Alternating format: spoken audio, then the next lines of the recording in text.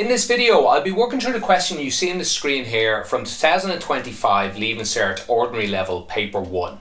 I'm going to try and show you how to do the question, not just the solution. So pause and rewatch certain parts of the video if you need to. If you're looking for a different question from this paper or a different paper entirely, have a look at the description below. You should be able to find a playlist there or search around on my channel. Okay, let's get into the maths. Question 5 starts off with a simultaneous equation. I would hope you've done a question like this 50 or 100 times at this stage. They're the same every year. They're guaranteed to come up. In fact, they'll probably come up 2 or 3 times inside other questions. How do we do them? We want to get part of one of the rows to look like the other one. So we want these two x's to look like each other, or these two y's to look like each other. We actually have a choice. We could multiply the bottom row by 3. That would get these to look a lot like each other. Or we can multiply the top row, which is what I'm going to do, by 2. So let's go ahead and do that. Top row by 2 would be 6x plus 4y equals 22. Bottom row, let's write it again. We haven't changed it. X minus 4y equals minus 1. 4y and 4y. Not only are they similar, they're actually opposite signs, which we also wanted. We could have just taken them away if they weren't. But that makes it a lot easier. If we add these together, a plus 4y plus a minus 4y, they'll cancel each other. So we just add everything together. 6x plus x is 7x. This disappears, that's 0, equals 22 plus a minus 1 is 21. Divide both sides by 7, we get x is equal 21 over 7, x is equal 3. So many students leave this as their final answer and throw away a few marks. They didn't ask you just for x, they wanted y as well. So let's find y for them. You don't have to do the whole thing again. You could match up the x's. I also see students do that. They match up the two x's and find what y is. It's perfectly okay. It's just you don't need to do it. Pick either of these equations, whichever one you want, and write it out again. I will take the top one. I will take 3x, but I'm not going to write x because I know x is 3. 3 times 3 plus 2y equals 11. That's 9 plus 2y equals 11. All the y's on one side, all the numbers on the other. All the y's are already on one side. 11 minus 9. 2y is equal 2. Divide both sides by 2. We get y is equal 1. And that's your full marks for part A. Part B is also something you should have done many times over, a quadratic. There's 3 main ways to solve a quadratic. The first way, which I always suggest trying, is to factorize it. Now, you're not going to have any luck factorizing this. It's too difficult to factorize. The next way some students use is completing the square. That's not really on the ordinary level. You can use it if you want, but if you're good enough to complete the square, I suggest you probably should move up to honours level.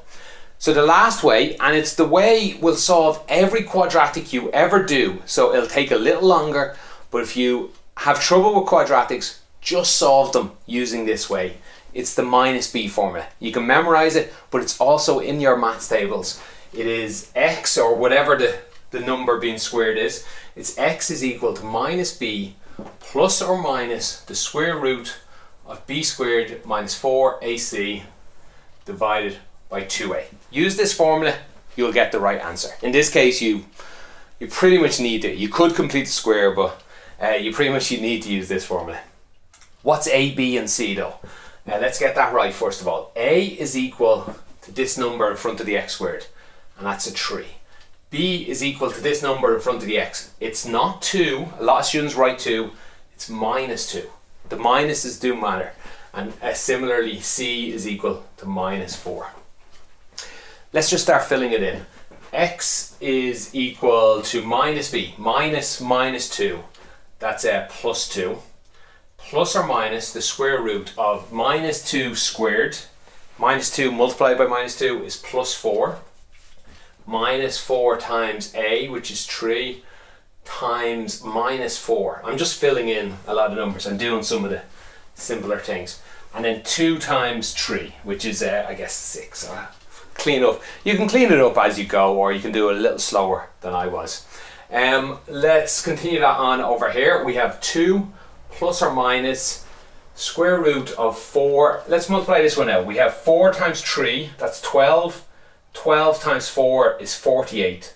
And 2 minuses make a plus.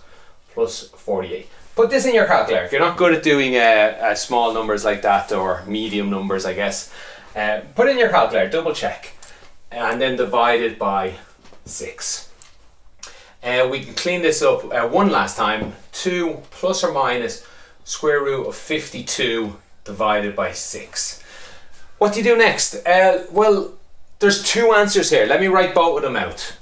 X is equal to 2 plus square root of 52 over 6, and x is equal to 2 minus 52, square root of 52 over 6. There are your 2 answers. You need to put them into your calculator to find the answer correct to 2 decimal places. Oh, that was another clue at the start of the question, that you'd have to use the minus b formula. Correct to 2 decimal places. You're probably not going to be able to factorize something that goes to 2 decimal places. So yeah, put this into your calculator and you get, let's see, you would get 1.53518, that says going on, and this one you would get minus 0.868517, that says going on as well. 2 decimal places. So let me just help you to do 2 decimal places. That's 1.53. This number here is the important one, 3. So is 3, take the next number after it. Is 35 closer to 40 or to 30? That's how I like to think of it. And it's right in the middle. So let's go ahead and take another number. 351, is that closer to 400 or to 300? It's a little closer to 400. So rounding this off, it's 1.54. Same over here, minus 0. The 6 is the important one. Take the number after it. 68, is that closer to 70 or to 60? It's closer to 70, so 8.7. Yeah, that's the answers I got there. If you are finding my videos useful and would like to help the channel out, on top of liking and subscribing, probably the best thing you could do is to tell other people doing the exam about my channel. Maybe you could share this video in a class WhatsApp group. Then if you feel I've really deserved it and you would like to buy me a coffee, you could become a member on YouTube or on Patreon. You should find links to that in the description below. In part C, they give us this graph here of a quadratic and tell us it is drawn to scale and it's symmetrical about some center line. Not this line, it's not. It's clearly not symmetrical around there. So some center line right through the middle here. They don't have to tell us that. That's something we should know already, but it is a hint to answer the rest of the question. So in part 1, they give us these 4 choices for the roots of x. That's the first thing we're sort of trying to answer here. What is a root? The root is where it crosses the x-axis. Oh, my drawing's terrible here for what the correct answer is, but it's roughly correct anyway. Their answer is drawn to scale, mine is not. Okay, so we're looking for these 2 numbers. They gave us 4 different options. They told us it's x is 2 and 8. Can't be, because we know one of the answers is a minus and one is a positive. So that's definitely out. Same for this one. They can't both be minus. One's a minus, one's a positive. That one's out. These 2 though are both minus and positive. There's a mix of both. So which is it? Minus 2 and plus 8. Well, I'll skip to the spoiler. That is the answer, because minus 2 is close to this side and 8 is a long way from it. So this is actually the correct answer, and that's what's wrong with this one. We have a minus number that should be a long way from the center, and a positive number that should be close to it. This is not the case in this one. It's a little more obvious on my drawing that it's far away, but still it should be. Then to finish off for part 2, they ask what's the minimum or what value of x is this function a minimum. First of all, where is the minimum? It's down here, right down the bottom, and it's where this vertical symmetrical line is.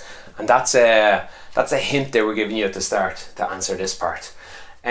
So what is this point? We now know this one here is -2 and this is 8.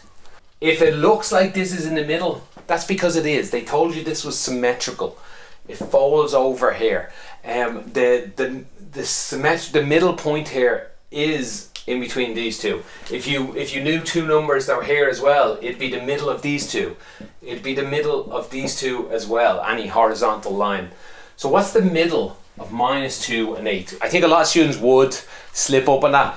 I would say if you're having trouble doing that, which is fine, I actually have a bit of trouble getting the middle of two numbers like that, just start guessing a few numbers and check how far away it is from each. Or you can do it really slowly, which is how I'm going to do it now, and write them all out. 0, 1, 2, 3, 4, 5, 6, 7 and 8. What's the middle of these? I guess the proper way to do it would be to find the distance away from 8 and 2. So that'd be 8 minus -2.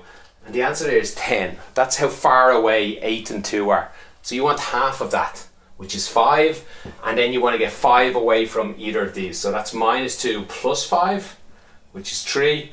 Or it's 8 minus 5, which is also 3. The middle point here is 3. Sorry, let's do it a slower way. If you had a whole straight line here, what you could do is just cover up the ends and stay going in until you get to the middle, which is 3. How else could you think of that? Well, I think that's the two main ways to think of it. The real simple way and the more maths way there. Okay, that's it for question 5. Okay, if you have any follow-up questions, anything you're unsure about, or you've seen any mistakes I made, please let me know in the comments below. Do me a favour though and tell me which part of the question you're talking about by putting a timestamp in, or just the part of the question. So many students just ask a general question and it's 3 years later and I have no idea what they're talking about. Okay, thank you for watching. Have a great day.